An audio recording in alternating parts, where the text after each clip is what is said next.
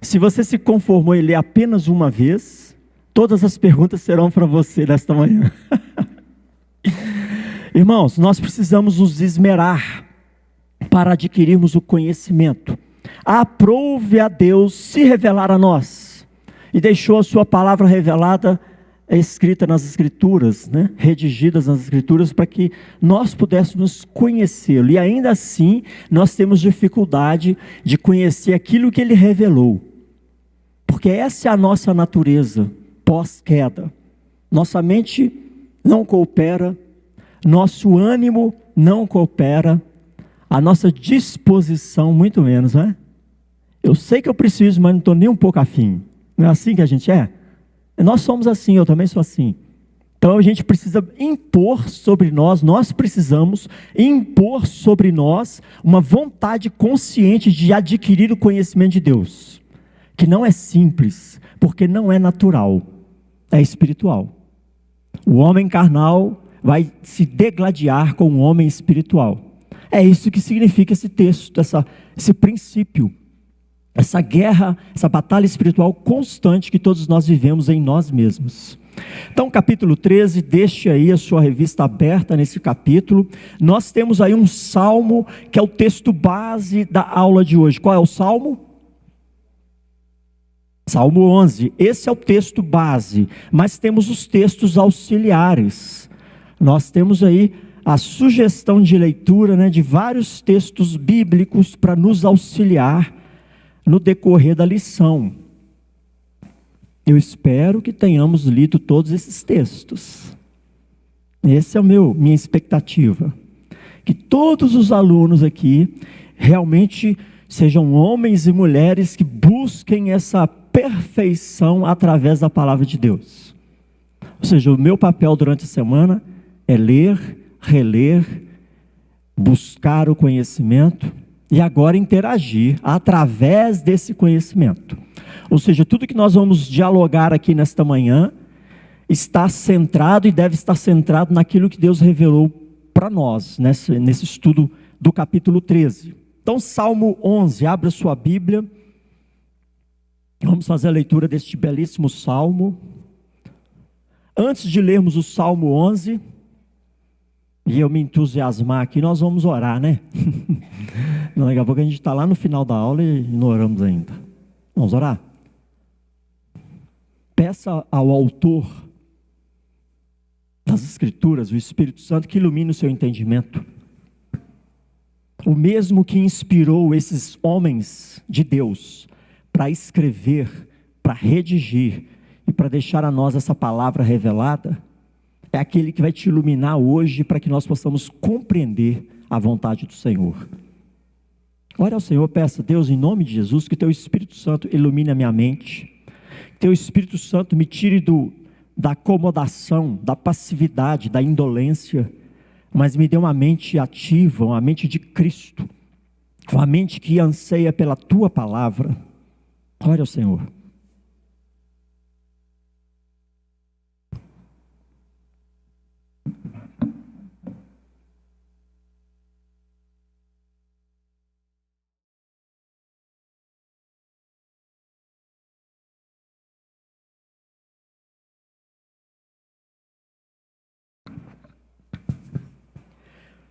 Pai, graças te damos por cada irmão, por cada irmã que aqui está, filhos lavados e remidos no sangue do Cordeiro, um alto preço foi pago por cada um de nós, nós te louvamos por isso, nós celebramos ao Senhor nessa manhã, e aqui, ó Pai, rendidos aos teus pés, clamamos a tua graça e a tua misericórdia sobre nós, que teu Espírito Santo esteja tocando em nossas mentes e corações, levando todo o pensamento cativo em obediência à Tua palavra.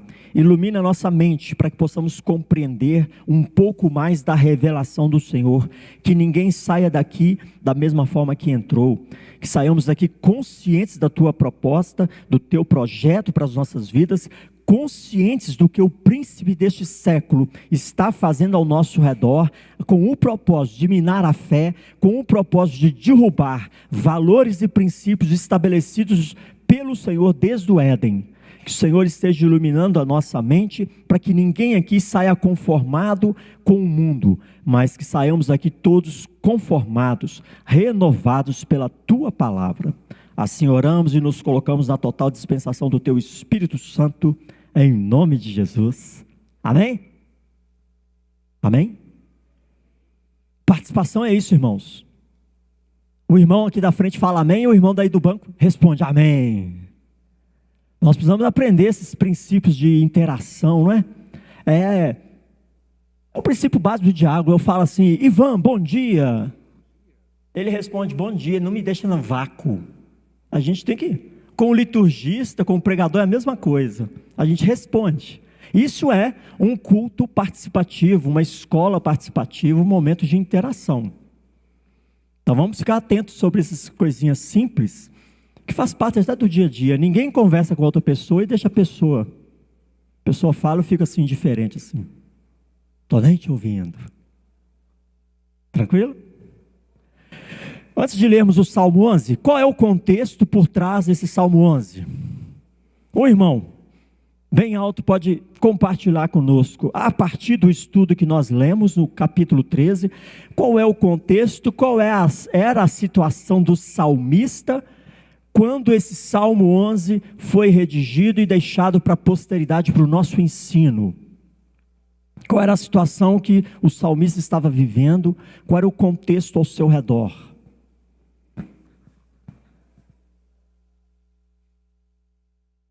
Um irmão ou uma irmã, o que você entendeu a respeito deste contexto que o autor traz para nós na lição?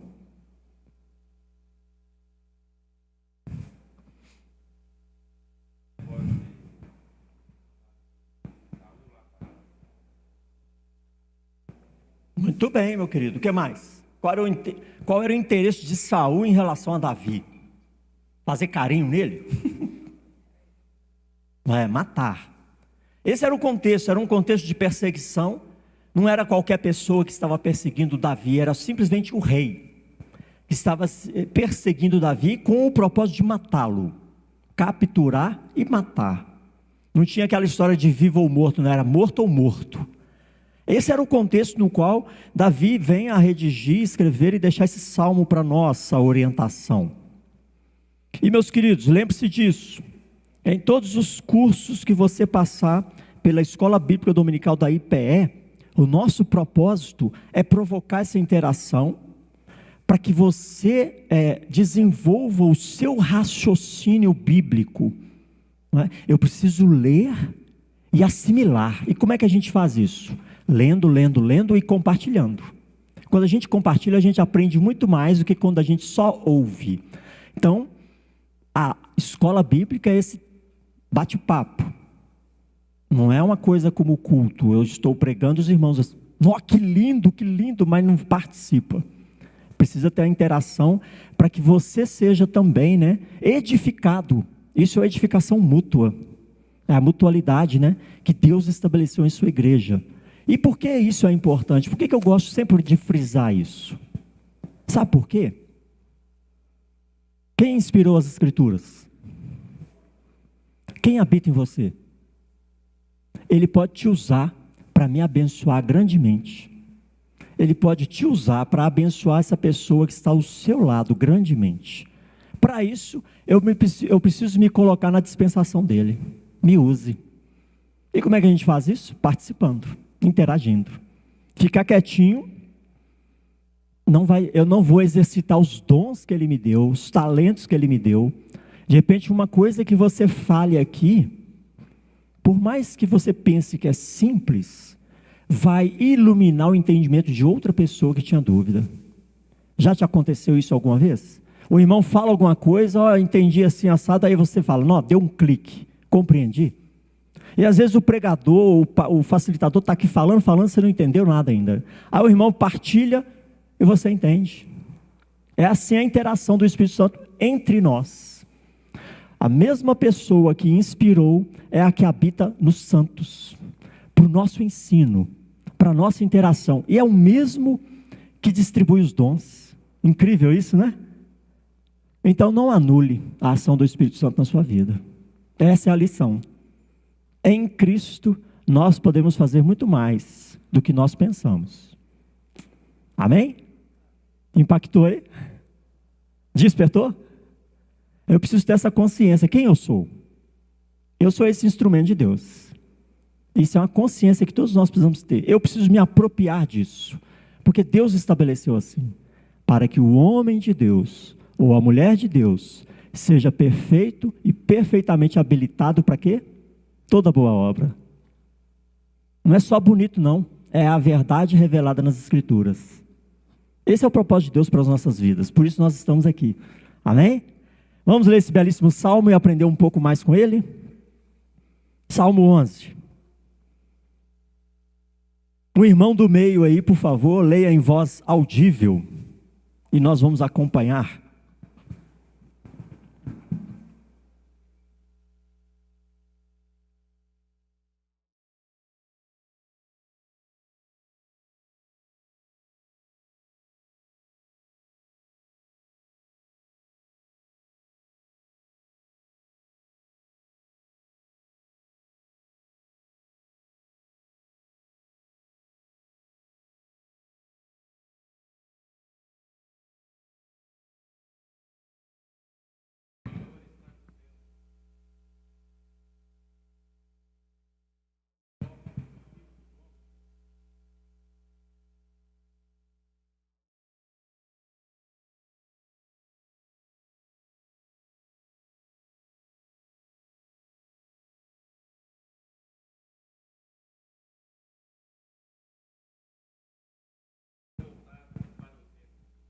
Glória a Deus, amém, irmãos? Muito bem, Jefferson. Glória a Deus. Olha o salmo, o que o salmo está dizendo.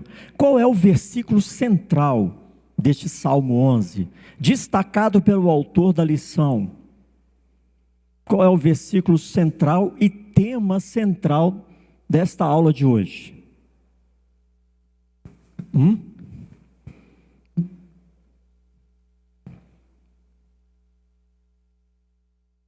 Alguém falou aí? Diga, minha querida. Não ouvi, não entendi. Ah, sim, não recebeu.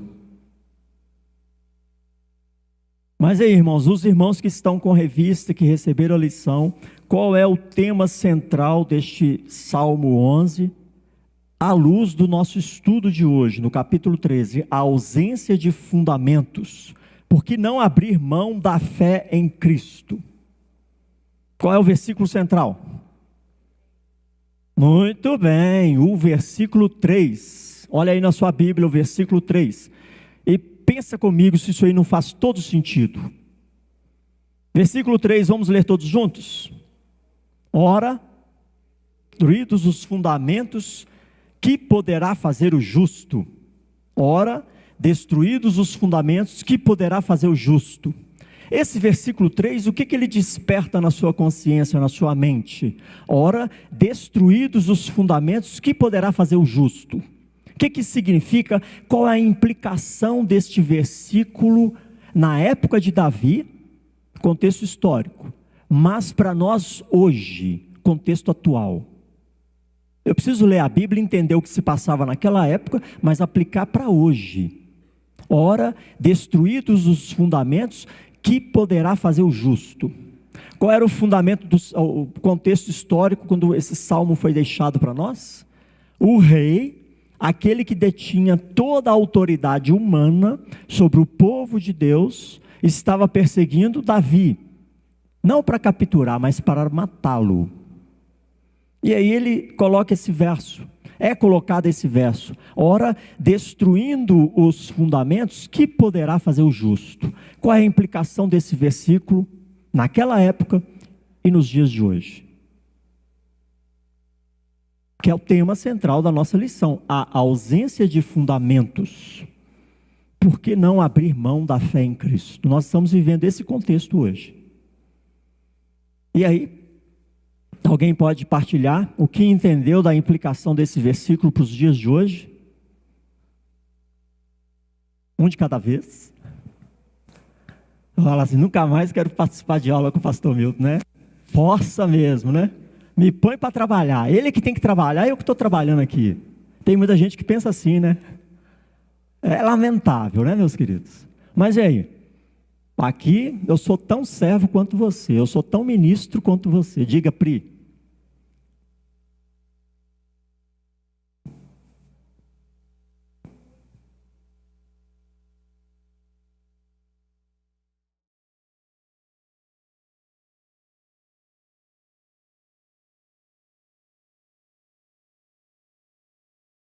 Muito bem, Priscila, olha que belezura, olha só. Exatamente isso. A implicação é exatamente isso que a Priscila compartilhou. Todos ouviram?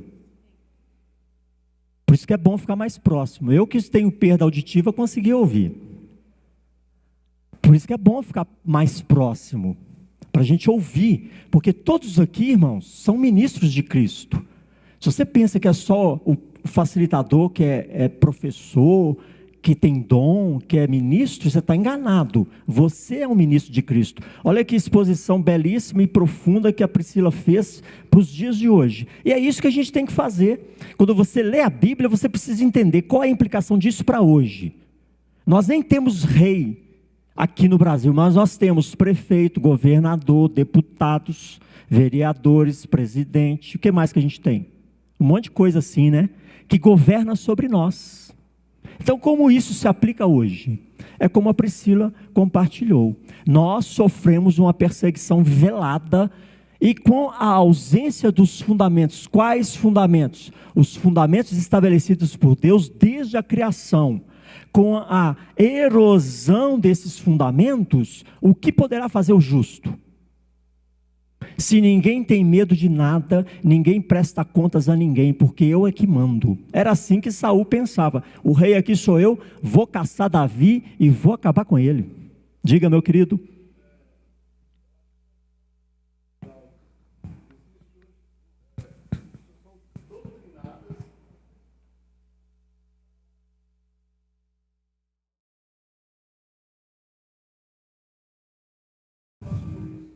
Muito bem, meu querido. Exatamente. Se não tem fundamento, ou seja, convicção, alicerce de quem nós somos, a quem nós servimos, essa catequese do inferno vai prevalecer. Nós vivemos hoje uma catequese do inferno. Valores que Deus abomina estão nos catequizando para a doutrina do inferno. Você está percebendo isso? Isso está entrando na sua casa? Isso tem dominado a mente dos seus filhos? É isso que o príncipe desse século quer. E por isso os valores do reino de Deus vêm sendo minados ano após ano, século após século. O ser humano deixa de ser humano com uma velocidade cada vez maior. O ser humano hoje em dia nem humano é. Muitos estão deixando de características humanas de lado. E 3 fatores estão contribuindo com essa diluição dos fundamentos, com essa destruição dos valores do reino. São os 3 fatores que o autor levanta no material didático. Ele levanta 3, mas tem dezenas de fatores. Quais são os 3 fatores que o autor está levantando na lição de hoje?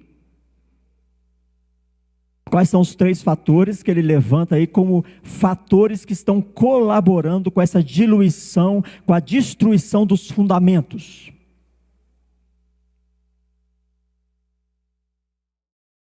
Muito bem. Secularismo, relativismo e hedonismo. Ele levanta esses 3, mas tem muitos outros. Não é? Tem muitos outros. O famoso mundanismo, ele não cita aí, mas é um também. Mas olha só, olha aí na sua revista, quem não está com o material, se puder sentar mais próximo de quem tem o material para acompanhar. Nesse tópico 1, a destruição dos fundamentos, somente nesse parágrafo do primeiro tópico, o que mais chamou a sua atenção na colocação do autor?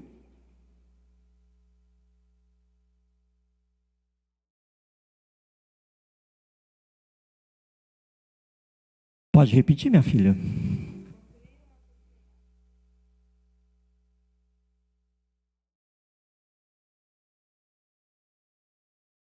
Construir uma sociedade sem fundamentos é tentar encravá-la, arraigá-la em um solo frágil e poroso.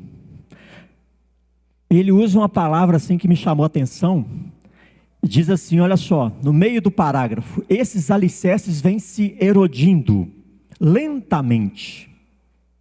É o que eu falei, século após século, os valores do reino de Deus, eles estão sendo erodidos lentamente. Com que propósito? Tornar o terreno poroso, frágil.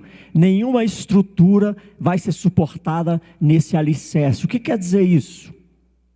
Você não vai ter estrutura psicológica, espiritual, para suportar nenhum peso. Não é o que nós vivemos atualmente? Qualquer coisinha, a pessoa está extremamente fragilizada, debilitada, abatida. Qualquer vento de doutrina convence, qualquer tempestade destrói. É assim que a mente do ser humano está caminhando para ser. É um terreno poroso, frágil, qualquer peso vai desabar. É como construir um prédio na areia, vai ruir. E ele coloca essa frase que eu achei interessante, está no meio do parágrafo: esses alicerces vêm se erodindo lentamente, deixando-nos próximos a um colapso. Achou aí no seu material essa frase? O que significa a palavra erodindo? Qual a origem dessa palavra erodindo? Muito bem, meu querido, vem do verbo erodir. Você teve curiosidade de olhar o que significa essa palavra no dicionário? Essa é a mente investigativa. Você viu uma palavra esquisita? Pesquisa. Você pesquisou ou você já tem claro o que significa erodir? Que é o verbo que dá origem a erodindo. O que significa? Você que precisasse explicar para uma pessoa o que significa erodir, o que você diria para ela? Nossa, você vai até me xingar agora, né? Provocar erosão, né? Falei, não, você esperava uma coisa espetacular, né? Provocar a erosão. Você já viu um terreno com erosão? Que coisa horrorosa. A erosão vem e engole tudo, né? Derruba tudo. Se tem uma coisa no caminho, vai embora. Se tem plantação, vai embora. Já viu um terreno com erosão? É isso aí que está acontecendo, irmãos. Séculos após séculos, os valores do reino eles estão sendo sofrendo erosão. E lentamente vai se perdendo esses valores estabelecidos por Deus. E vai tornando as nossas mentes sujeitas a qualquer vento de doutrina. Por isso hoje em dia o crente é tão frouxo. Qualquer coisinha engana o camarada. Ainda tem crente que tem medo do diabo. Ainda tem crente que acha que batalha espiritual é só no terreiro de macumba. Ainda tem crente que guarda idolatria dentro de casa. A idolatria é outra, não é uma estatuazinha. E ainda tem crente que acha que o pastor é espiritual, mais do que ele. Valores, fundamentos. Nessa grande família somos todos iguais. E somos todos, capacitados pelo mesmo Espírito Santo, para servirmos o mesmo Pai, em papéis diferentes, claro. Isso é a erosão dos valores, mas a erosão dos valores morais vem solapando a igreja de Cristo, vem entrando na igreja de Cristo, e 3 fatores vão provocar e acelerar essa erosão dos valores do reino de Deus dentro da igreja, e ele cita aí esses 3 valores, esses 3 fatores que vão provocar essa erosão. Secularismo. O que vem a ser o secularismo? Ele coloca em termos muito práticos e muito claros e diretos. O que é o secularismo? O que eu preciso compreender a respeito desse fator que vai provocar a erosão dos fundamentos da fé? Algum irmão poderia compartilhar o que entendeu da exposição desse material sobre o que é o secularismo? Quando falar assim, a igreja está sendo invadida pelo secularismo, o que você deveria entender sobre isso? O que está acontecendo? O famoso nada a ver foi bem na veia, né? Tuf, bem direto. O que mais? Aí é o mundanismo. O que mais, gente? O autor coloca de uma forma assim bem precisa. Você pode achar aí no seu material aí e ler para nós bem alto? O secularismo é uma abordagem o quê? O secularismo é uma abordagem não de quê? O secularismo é uma abordagem não religiosa da vida individual, da vida social. É o famoso nada a ver. Ah, isso aí não. Isso aí não tem nada a ver, não. Tem gente que fala assim, não, isso aí é só no ambiente de igreja. Aqui não. Isso aí só se aplica lá na igreja. Aqui no esporte, no lazer, no trabalho, nas minhas intimidades, não se aplica não. Isso é só lá para a igreja. Secularismo é isso aí, uma abordagem não religiosa da vida, né, nos seus aspectos sociais. A gente vai separando. Não, isso aqui é só no âmbito eclesiástico, só vale ali para o contexto de igreja. O que vai reger as minhas decisões é essa visão do mundo, é esse entendimento, não é? Então o secularismo é essa abordagem não religiosa da vida individual e social. A religião é tolerada até o ponto de que ela não se torne absoluta. Cada um tem a sua verdade, não é? No momento que a gente impõe, não, é assim que a Bíblia fala, não. Até esse momento as pessoas até toleram a religião, a partir desse ponto não. É uma abordagem não religiosa da vida social, das coisas que nos cercam. Isso é um fator que provoca a erosão dos valores do reino de Deus, dos fundamentos da fé, fundamentos estabelecidos pelo próprio Criador. Então o secularismo ele vem para derrubar esses fundamentos. O mundo foi criado no sistema teocêntrico. Já vou pensar nisso? Quem é que gosta aí de estudar esses negócios de teocentrismo, antropocentrismo e coisas do tipo? O mundo é ou não é uma criação teocêntrica? Sim ou não? Você vai me deixar mentir sozinho não, né? Falar mentira não, falar a verdade. O mundo é uma criação teocêntrica. Para que todas as coisas foram criadas? Para glorificar Deus. Para que você existe? Para glorificar Deus. Isso é teocentrismo. Deus no centro de toda a criação. E o secularismo vem falar assim, não, não é assim não.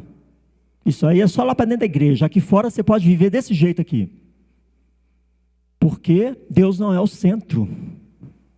E Deus sendo o centro de toda a criação, Ele estabeleceu fundamentos. E o secularismo ele vem ruir esses fundamentos. Tirar essa visão ampla de que todas as coisas devem glorificar a Deus para uma visão estrita, somente o ambiente religioso. Somente nesse meio. Então a religião até é tolerada, desde que se restrinja a vida privada de seus adébitos. Ou seja, você é cristão, isso só serve para você. E aí você começa a pensar, não é que é mesmo? Todo mundo vive assim, não é? Eu também vou... Está dando certo para o fulano, deve dar certo para mim também. Essa visão. Só se restringe aos adeptos, à vida religiosa. Isso vai entrando, vai minando a mente, a consciência, isso vai corrompendo o estilo de vida, e daqui a pouquinho a igreja ela está totalmente dividida em sua visão de mundo. Isso aqui só se aplica à igreja. Isso aí é decisão pessoal, a gente não se envolve e não se mete, porque é uma questão individual de cada um. E esse fundamento então vai corrompendo os valores do reino. Qual é o segundo fator? Relativismo. Essa é até mais fácil, né, de compreender e de perceber. O que é esse fator do relativismo em relação aos fundamentos da fé? O que é o relativismo? Uma outra pessoa poderia compartilhar o que você entendeu a partir do estudo do que vem a ser esse relativismo e qual é o dano que ele causa aos fundamentos da fé. Um de cada vez.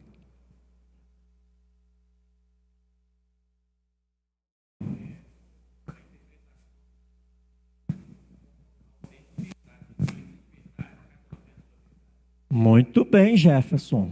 Muito bem, meu querido. Relativismo é essa fundamentação que traz para nós e que impera no mundo de que cada um tem a sua verdade. É relativo ao ponto de vista. É relativo ao meio que você vive. É relativo à cultura. Então não me venha impor os seus valores. Você tem a sua verdade e eu tenho a minha. Verdade? Não é isso aí que é o relativismo? Não é isso, Jefferson?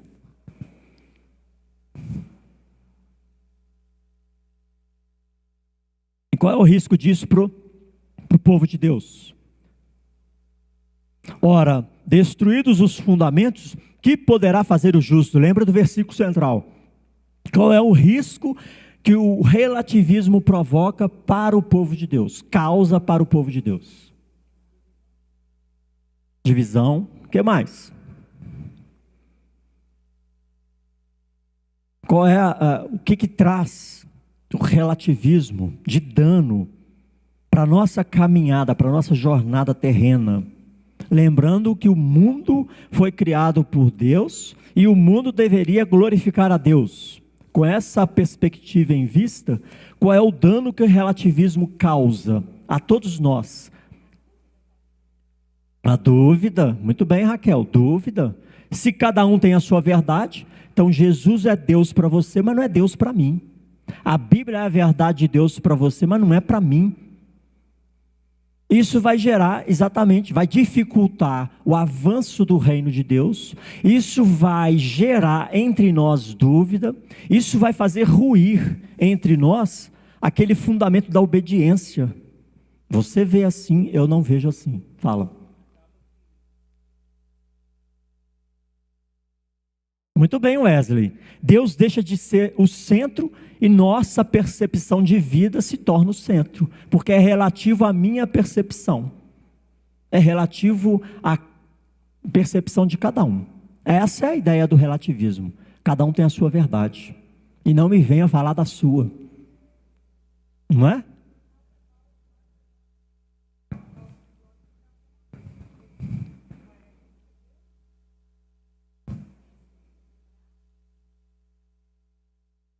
Muito bem, Janete. Como resultado final, Deus não será glorificado como não tem sido glorificado. Século após século, a humanidade se afasta ainda mais de glorificar a Deus. Porque Ele não é o centro. Nós nos tornamos o centro, não é, minha querida? Exatamente. Em todos os lugares.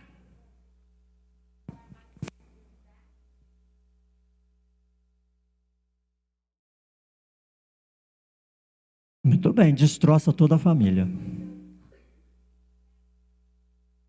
Exatamente.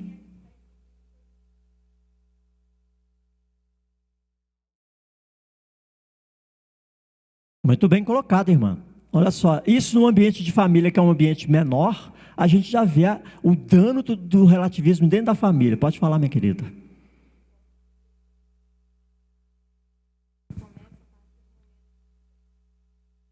Exatamente. Uhum.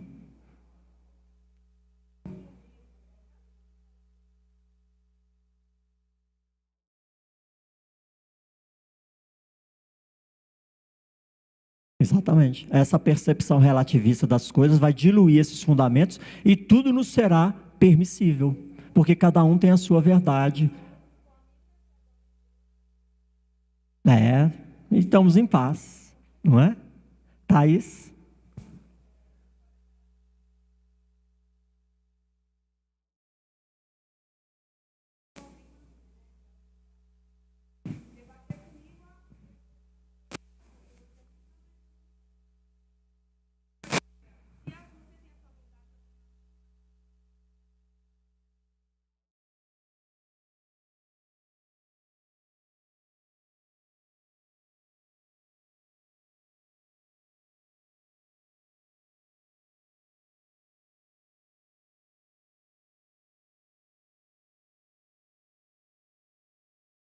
Exatamente.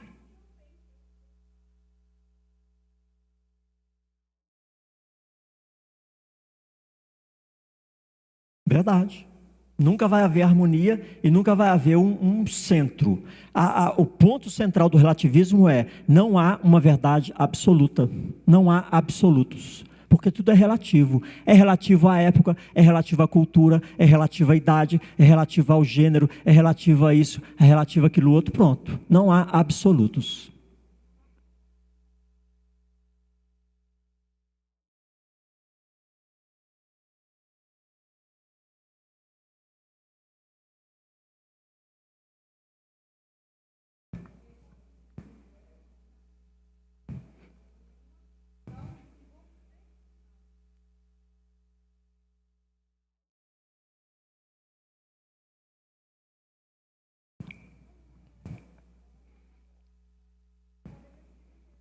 Vai distribuir, vai desdobrar nisso aí. Se não há absolutos, ninguém é culpado de nada. Não é? Ninguém assume as responsabilidades, porque cada um tem a sua verdade, e eu tenho que respeitar. Não é? Hoje em dia, cada um tem o seu estilo e você tem que respeitar e pronto. Porque não há absolutos. E qual é o terceiro fator que vem provocando essa erosão dos fundamentos da fé no mundo e principalmente na igreja? Qual é o terceiro aí? Fator, essa gracinha aí. Hedonismo. O que é esse negócio hedonismo? O que você entendeu? Uma outra pessoa, para me ver a cor da sua voz, que ainda não participou. O que você entendeu sobre hedonismo? É um negocinho que a gente tem muito também, né? Eu digo sim. O que é hedonismo? O autor coloca em palavras simples e diretas o que vem a ser esse hedonismo, mas o que você entendeu sobre isso aí?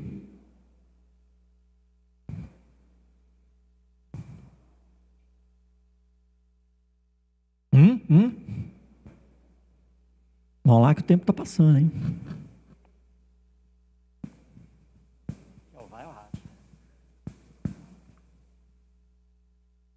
Vamos lá, meus queridos, me ajuda a entender o que é hedonismo. Muito bem, Brenda. O prazer, acima de tudo, o prazer em primeiro lugar, a gratificação para a minha vida em primeiro lugar. Hedonismo é essa busca constante pelo próprio prazer, pela própria satisfação, essa gratificação instantânea, esse fator, de que forma ele colabora para a destruição dos fundamentos da fé. De que forma ele vai colaborar ou vai implicar nesse verso 3? Ora, destruídos os fundamentos, que poderá fazer o justo? Essa busca constante pela gratificação pessoal, pela satisfação pessoal, pelo prazer próprio, de que forma ela vai implicar aí nessa destruição dos fundamentos e vai causar danos a todos nós?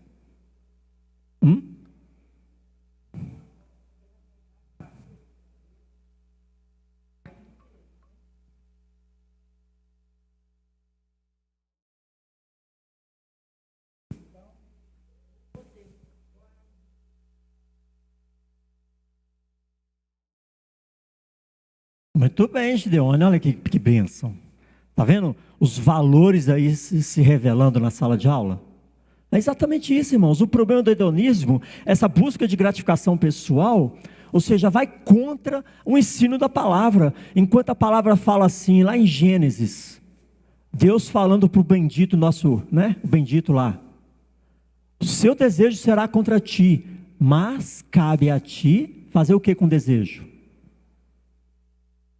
Ele está falando para quem isso aí? Com quem Deus fala isso aí? Vamos ver lá se tem presbiteriano aqui. Caim, safadão. Deus vira para Caim logo depois que ele detonou com Abel. Ou sem vergonha? O seu desejo será contra você. Você vai ter desejos. Você já teve sonho pornográfico? Você já desejou dar um tapa na cara do irmão? Comeu pudim a mais? Sentiu essa aí? Pois é, isso aí vai ser contra você. Mas cabe a quem dominar isso aí? É você mesmo. Não é eu não, é você. Irmãos, você é crente, mas continua sendo um miserável pecador. O seu coração foi redimido, mas continua inclinado para as trevas. Ou seja, você vai ter desejo pecaminoso. Sejam simples, socialmente aceitos, ou sejam socialmente não aceitos. Nós teremos, mas cabe a quem dominar? Não é responsabilidade de ninguém além de mim. Eu preciso dominar. Mas o hedonismo fala o quê? Satisfaça-se, lambuze-se no melado, enfie o pé na jaca. Não é assim? Eu mereço ser feliz. Vou separar desse cônjuge porque tem um ali que vai me satisfazer mais. Eu mereço ser feliz, vou experimentar todas as formas de prazer. Eu mereço ser feliz, vou comer até o mundo acabar. O princípio da gula está fundamentado no hedonismo, irmãos. Gratificação instantânea, por isso que gula está lá nos pecados capitais. O guloso é um hedonista. Satisfação, prazer, satisfazer-se. Já tinha parado de pensar nisso? Nós vamos fazer umas reuniões de conselho para disciplinar os gulosos. Ia ser engraçado, não ia? Trágico. É isso aí, a gula está alicerçada no hedonismo e outros tantos pecados. Satisfação. Eu preciso saciar os meus desejos, os meus prazeres. E o mundo está ensinando ou pregando exatamente o contrário. Quando a palavra de Deus fala assim, negue-se a si mesmo e tome a sua cruz. O mundo fala, esbanda, delicie-se em tudo que você puder. Aproveite e experimente de tudo. Você merece ser feliz. Então, vai. Dê vazão aos seus impulsos. Enquanto Deus fala assim, o seu desejo será contra você, mas domine. O mundo fala assim, dê vazão aos seus impulsos. E tem muito crente entrando nessa onda aí, ó. Ah, pastor. Aí o sem vergonha chega para mim e fala assim, ah, pastor, a palavra diz, né? E o cara usa a Bíblia ainda. A carne é fraca. Eu falo assim, é mesmo? Mas o Espírito está pronto, sem vergonha. Gente, já ouvi isso um monte de vezes. Pastor, mas a palavra é fraca, se eu passei por isso, é porque eu tinha que passar por isso. Eu falei, tinha não. Deus falou para você dominar. Você não tinha que passar por isso não. Porque o Espírito está pronto. O problema é que a gente não alimenta o Espírito, a gente só alimenta a carne. E aí, satisfação pessoal vai falar mais alto.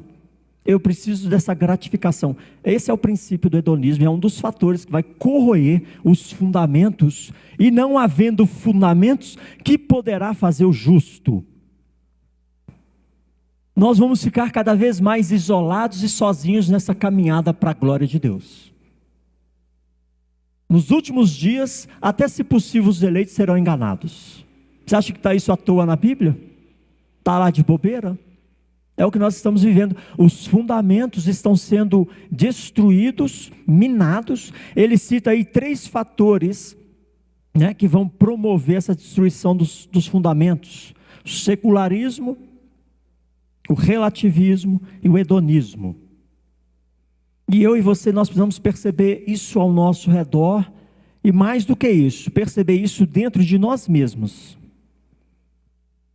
Ou seja, em um mundo no qual líderes e governadores agem como se não tivesse que prestar contas a ninguém, nós iremos passar por várias tribulações, e os efeitos que essas tribulações podem causar em nós, podem ser alguns efeitos desastrosos, como nós encontramos aqui, efeitos da falta do fundamento. Conselho do medo, versos 1 a 3 do Salmo 11.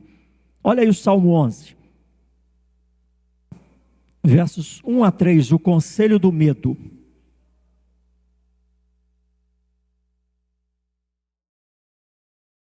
Diz assim esses versículos: no Senhor me refugio, como dizeis, pois, a minha alma foge como pássaro para o teu monte, porque eis aí os ímpios armam o arco, dispõem a sua flecha na corda, para as ocultas dispararem contra os retos de coração. Qual é o conselho do medo?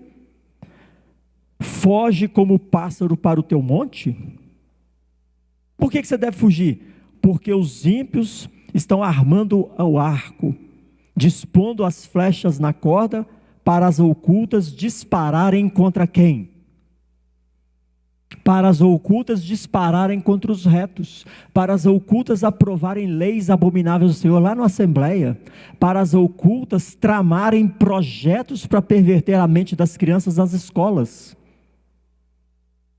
Perceberam isso aí na nossa sociedade? Então, meus queridos, uma das consequências é esse conselho do medo. E eu e você muitas vezes vamos ficar intimidados. O que Davi está colocando aqui? Ó, o problema é esse aqui, eu devo fugir? Porque estão armando contra a minha vida. Eu te pergunto, você tem passado por lutas e perseguições, tribulações, dificuldades, que você tem se sentindo intimidado ante as dificuldades da vida? Você tem ouvido o conselho do medo? Quais são os conselhos que estão dominando a sua mente e o seu coração?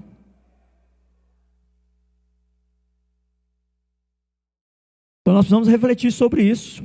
Quando o opressor assume o governo, o povo geme e se desespera. Esse é o questionamento. É um questionamento com traços de quê? De desespero. Quando Davi coloca esses termos nos versos 1 a 3, ou seja, nós, enquanto seres humanos, vamos nos amedrontar. Nós vemos isso nas Escrituras. Quantos servos de Deus não foram abalados, não ficaram espantados, não se amedrontaram ante as dificuldades? Você não é diferente. Mas como efeito da falta de fundamentos, isso também precisa provocar em nós outras reações, não só a reação do medroso, vou fugir, vou abandonar a fé, porque afinal de contas está todo mundo fazendo isso aqui, e a minha fé me manda fazer isso aqui, então vou largar a igreja, largar o evangelho, porque depois que eu virei crente, a minha vida ficou difícil. Já ouviu essa expressão? Eu ouço muito. Pastor, depois que eu virei crente, minha vida ficou difícil demais. Normalmente eu falo para a pessoa, porque antes você nem enxergava, você sofria, mas não via, agora você sofre e vê. O que mudou é que você hoje está iluminado. O sofrimento sempre houve. O problema é que o ímpio se satisfaz no sofrimento e nem percebe, né? Está sofrendo e vai para o inferno. Nós sofremos e vamos para a glória eterna. O que muda é enxergar.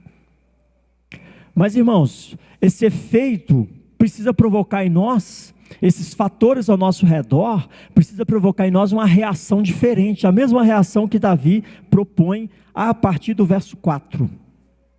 Nós temos aí, como efeito da falta de fundamento, o conselho do medo. Quando nós percebemos que o governo ao nosso redor, que o mundo ao nosso redor está cada vez mais inclinado para as trevas, a nossa tendência é assustar e ficarmos com medo.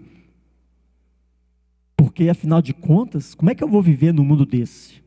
Tem gente que fala assim, não tem jeito de ser crente nos dias de hoje, porque você é forçado a ser corrupto, você é forçado a ser mentiroso, você é forçado a enganar, senão eu não vendo, eu não compro, eu não bebo, eu não faço nada. Tem muita gente que se justifica nesses falsos argumentos, movido pelo conselho do medo, então vou fugir. Mas a resposta diante do conselho do medo precisa ser uma resposta em confiança. Confiança em quê? Letra B. Confiança em quê, irmãos? Qual a primeira resposta que eu preciso ter diante do conselho do medo? Porque o mundo que nós vivemos provoca, intimida, amedronta, assusta, e a gente às vezes fica apavorado, né? E a pandemia foi um exemplo clássico de que apavorou o mundo inteiro. Mas diante do conselho do medo, qual precisa ser a minha primeira resposta? Olha aí no seu material e grita para mim aí. Qual é a primeira resposta que nós precisamos ter diante desse conselho do medo? Oi? Muito bem, olha aí. Letra B, tópico 1, confiança em que governo? Governo de Deus. Alguém lê para nós bem alto o verso 4? Versículo 4 do Salmo 11.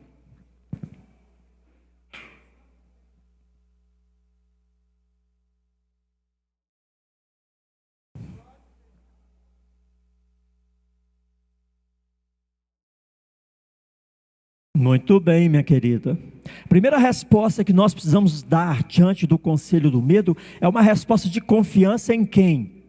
Eu confio em mim mesmo, é essa a resposta? Eu confio no meu trabalho. Preocupa não, pastor, eu tenho um pé de meia lá que dá para viver 10 anos. Essa tem que ser a confiança? Não. Ainda que tudo isso seja favorável, a minha confiança tem que ser no governo de Deus. Ou seja, Deus está no seu santo trono, Ele continua sendo soberano. Não importa os desígnios do homem, não importa os intentos das trevas, Deus continua no trono. Esta é a resposta que Davi dá diante do conselho do medo. O Senhor está no seu santo templo. Nos céus tem o Senhor o seu trono. Ou seja, Deus continua sendo soberano. Não faz vistas grossas às tramas do mundo. Não faz vistas grossas à trama do secularismo, do hedonismo, do relativismo. Deus continua sendo Deus. Então essa é a primeira resposta que nós precisamos dar ante ao conselho do medo. Confiança no governo de Deus. Qual é a implicação prática disso para a minha vida hoje? Davi fugiu? Ficou abatido, desesperado? Ele declara para si mesmo: Deus continua no seu santo trono. Ele continua sendo soberano. Isso traz e deveria trazer o que para os nossos corações? Quando você vê aí o inferno ao vivo e a cores no nosso país, e eu compreendo que Deus continua sendo soberano sobre todas as coisas, o que isso deve provocar no meu coração e no seu coração? Alguém falou alguma coisa aí? Irmãos, confiança é um negócio, é um antídoto, não é? Confiança é um trem bom para se ter. Quando nós confiamos, ela impede o abatimento, impede a fuga. Quantas vezes nós que somos cristãos, já temos toda a informação necessária para lutar e seguir em frente, quantas vezes nós recuamos e fugimos por causa do medo, da insegurança, das dificuldades? Então a confiança de que Deus continua no trono é que precisa nos mover à frente, avante. Deus continua sendo Deus, Ele é soberano, Ele não está cego diante dessas coisas. Eu vou continuar servindo a Ele, porque como Ele contempla o ímpio, Ele me contempla o justo. E aí eu preciso, fixar os meus olhos, não no medo que me oprime, mas fixar os meus olhos no soberano governador. Amém, queridos? Eu preciso fixar. E isso vai também impactar o meu testemunho, porque as pessoas ao meu redor, quando perceberem que eu estou confiante em Deus, apesar das minhas lutas pessoais, isso vai despertar nelas também. Como aquela luz que ilumina nas trevas, vai despertar nelas também esse desejo de confiar nesse Deus, de entender que Ele é soberano e que Ele atua sobre a vida e sobre a morte. E devemos nos apoiar também, assim como Davi, na justiça de Deus. Deus, sendo Deus soberano, que não está alheio às coisas, então eu preciso confiar na sua justiça. Segundo tópico, confiança na justiça de Deus, versos 5 e 6 diz assim: o Senhor põe à prova ao justo e ao ímpio, mas ao que ama a violência, sua alma abomina. Fará chover sobre os perversos brasas de fogo e enxofre, e vento abrasador será parte do seu cálice. Deus é justo.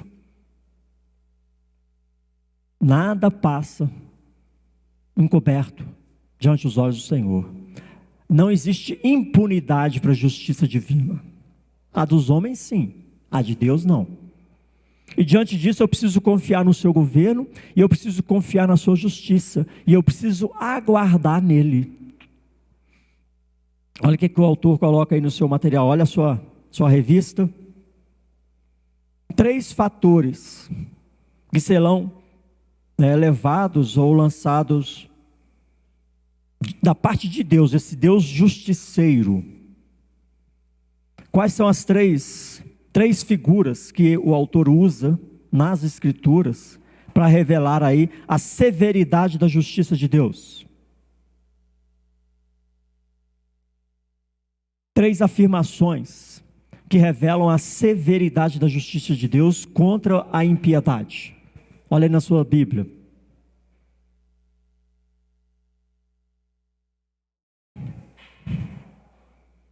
O que ele abomina? Oi? Ele abomina o que ama a violência.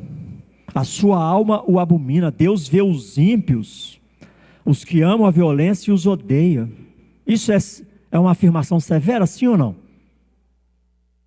A justiça de Deus, ela é implacável, irmãos. Ela vai mesmo em cima do transgressor. Por isso o cristão precisa temer a Deus. E hoje em dia nós somos tão relativistas, quando a gente fala assim, o que é temer a Deus? Aí os irmãos falam assim, temer a Deus é amá-lo, né? Não, temer a Deus é respeitar. Isso é relativismo dentro da igreja. Temer a Deus é ter medo dele mesmo, porque ele é justo. Ele tanto pune o ímpio, quanto pune os filhos. Ele não passa a mão na cabecinha de ninguém. Por isso nós devemos temê-lo. Não brinquemos com ele, porque ele é fogo abrasador. Brinca com ele para ver. O filho pródigo brincou, comeu lavagem. Alguns discípulos brincaram, passaram aperto. Eu preciso temer. E o relativismo fala, não, temer a Deus é amar a Deus, né, pastor? Não, temer é uma coisa, amar é outra. Nós somos relativistas. Não, Deus não elege ninguém não, Deus é bonzinho, todo mundo vai ser salvo. Não é assim que a gente faz? Então vamos lá. A sua alma abomina os que praticam a impiedade. Qual é a outra figura ou expressão da severidade da justiça de Deus aí dos versos 5 a 6? Ele vai fazer chover o quê? Pode falar alto. Fogo e enxofre. Vai fazer chover fogo e enxofre sobre os perversos. Fazendo alusão, né, à morte. Pode falar, Patrícia. Oi? Fazendo alusão ao inferno, né? Que a justiça de Deus vai se cumprir e vai haver aquele momento lá do castigo eterno para todos que vivem na impiedade. Qual é a terceira expressão da severidade da justiça de Deus? Além do fogo e do enxofre, tem mais uma outra expressão. Vento abrasador. O que é um vento abrasador? Oi? Vento o quê? Ressecante. Está aí na sua Bíblia isso aí? O que é um vento abrasador? Quem é que já foi no deserto aqui? Ninguém, né? Você já foi, meu querido? No deserto? Quem é que já pegou aquele sol, aquele vento de verão, aquele vento quente? Que já experimentou esse vento assim? Agora imagina um vento muito quente mesmo, abrasador, é esse aí. Aquele vento que chega e queima tudo. Esse é o vento abrasador, né? Para expressar a severidade da justiça de Deus. Então nós precisamos, diante do conselho do medo, irmãos, nós precisamos confiar no governo de Deus, nós precisamos confiar na justiça de Deus, e nós precisamos confiar em que mais? Segundo a lição, na recompensa de Deus, né, irmãos? Nós precisamos confiar na recompensa de Deus, porque Ele é justo. Deus é justo. Ele vai retribuir a cada um segundo a sua atitude, segundo as suas escolhas. Então nós precisamos confiar na recompensa de Deus. Galardão não cai do céu à toa. Galardão é fruto das boas obras. Então, meus queridos, nós precisamos refletir sobre isso. Nós precisamos confiar na recompensa de Deus. Davi entende que o amor de Deus e as bênçãos de Deus serão derramadas sobre aqueles que confiam e temem ao Senhor. Ou seja, Eu vou viver para a glória dele, independente das circunstâncias, independente dos desejos do meu coração, porque eu sei que é isso que o meu Pai quer. E ele está atento a todas essas coisas. E eu vou dizer não para os meus desejos, sabendo que eu terei recompensa melhor, porque o meu Deus é justo. Confiança na recompensa de Deus. É esse o princípio. Davi permanece firme ante as perseguições e risco de morte, porque ele confiava no governo e na soberania de Deus, porque ele confiava na justiça de Deus, porque ele sabia que ele seria recompensado pelo Senhor. Não é isso que a Bíblia revela? Que todas as boas obras serão recompensadas pelo Senhor. Então, o que vale um prato de lentilhas diante do direito de primogenitura? E muitas vezes nós trocamos o direito de filhos pelos pratos de lentilha, pelos prazeres do coração, os desejos do coração, pela intimidação do inferno, pelo conselho do medo. Nós deixamos de confiar na soberania do Senhor, nós deixamos de confiar na justiça do Senhor, nós deixamos de confiar na recompensa do Senhor. E por isso nós experimentamos tão somente da justiça dele, como todos irão experimentar, mais cedo ou mais tarde. Assim como Davi respondeu às ameaças do conselho do medo, nós precisamos responder. Ou seja, diante da afirmação desse verso 3, ora, destruídos os fundamentos, que poderá fazer o justo? Diante dessa afirmação, qual deve ser a minha resposta? Ora, destruídos os fundamentos, cada um tem a sua verdade, cada um segue os desejos do seu coração, cada um vive segundo o que pensa, e assim eu sofrerei dificuldades nessa vida. Mas qual deve ser a minha resposta?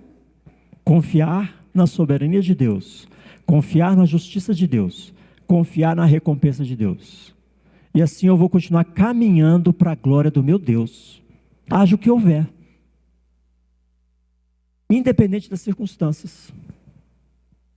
Amém, queridos? Então nós precisamos refletir nessa lição, porque os fundamentos estão sendo destruídos para fazer com que você negue a sua fé. Alguém me chamou aí? Pode falar, Patrícia. Exatamente.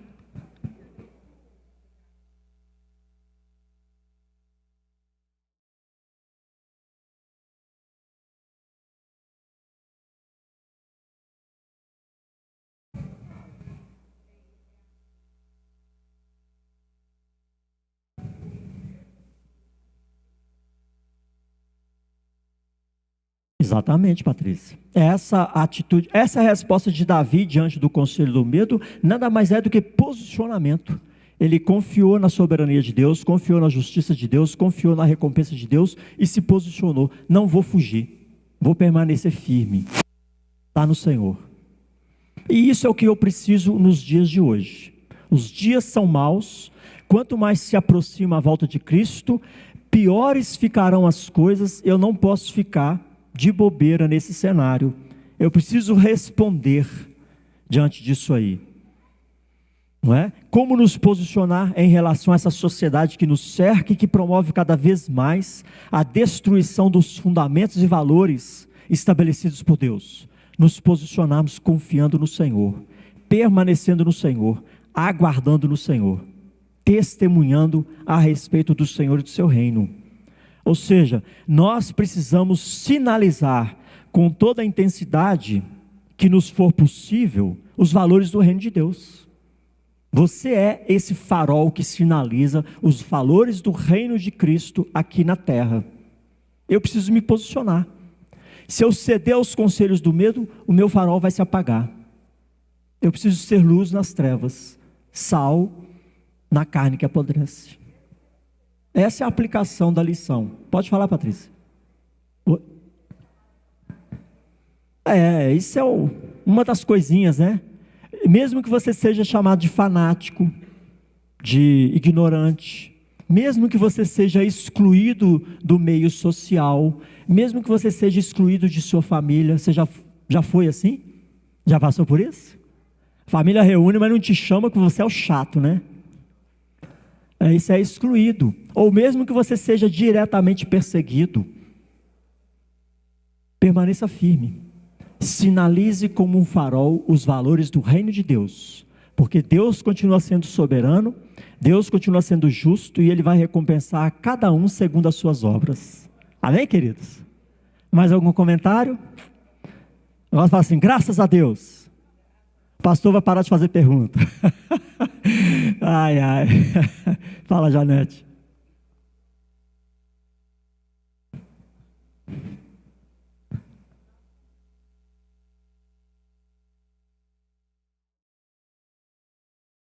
É.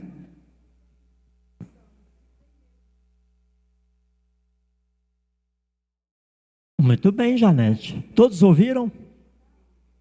Olha só, o que a Janete falou em outras palavras é que enquanto a igreja não se posiciona, a sociedade vai se corromper cada vez mais, isso é uma verdade. Onde o justo não toma lugar, o ímpio tomará.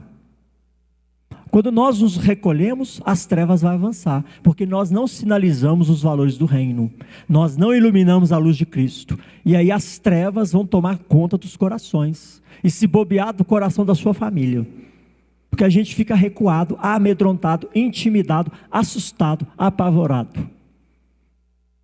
Então nós precisamos nos posicionar. Essa é a aplicação da lição de hoje, né? Diante dessa diluição dos valores, da ausência de fundamentos, posicione-se e reflita os valores do reino de Deus na terra. Amém, queridos? Vamos orar? Pai, graças te damos por esse momento que o Senhor nos permitiu. Te louvamos pela tua palavra, que é lâmpada para os nossos pés, luz para os nossos caminhos, e te pedimos, fortalece a nossa confiança no Senhor, para que, independente das circunstâncias internas ou externas, possamos nos posicionar para glorificar o seu nome, para iluminar e apontar para os valores e princípios do teu reino em nós e através de nós. Pai, nós te louvamos por cada vida que aqui está, pedimos a tua graça sobre nós, dai-nos um dia abençoado na tua presença, abençoe os nossos lares e conduza-nos, ó Pai, debaixo da segurança no Senhor, conduza-nos debaixo do temor ao Senhor. Assim oramos e pedimos e somos gratos a ti, em nome de Jesus. Amém, queridos? Deus abençoe grandemente a sua vida, um ótimo almoço e até logo mais 18 horas na reunião de oração.